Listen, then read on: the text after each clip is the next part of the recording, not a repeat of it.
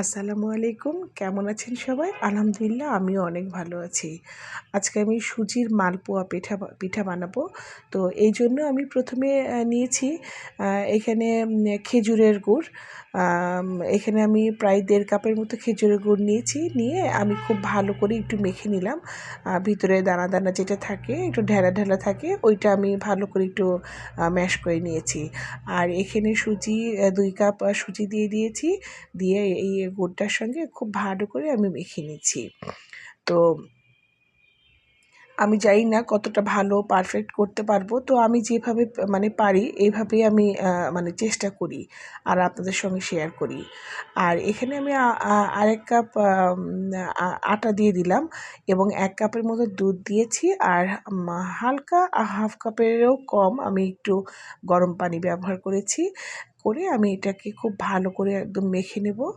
আ মানে আসলে পাকান পিঠা, তারপরে মালপোয়া এগুলোতে না খুব ভালো করে হাতে মানে একটু মাখতে হয়।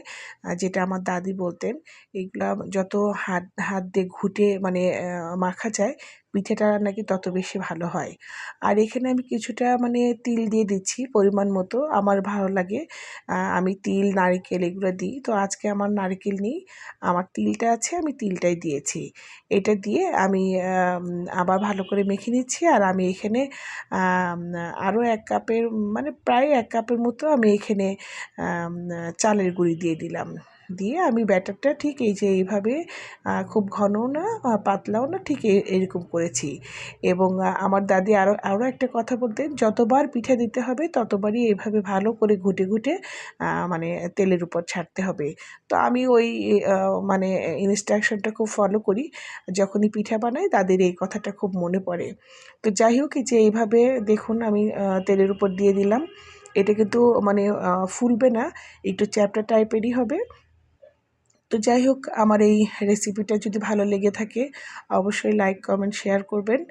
আর আমার জন্য বেশি, বেশি দোয়া করবেন। সামনে বাবার বাসায় যাব, আরও পিঠাপুলি বানাবো। সবকিছুই আপনাদের সঙ্গে শেয়ার করব। আর আমার জন্য বেশি, বেশি দোয়া করবেন। আল্লাহ হাফেজ।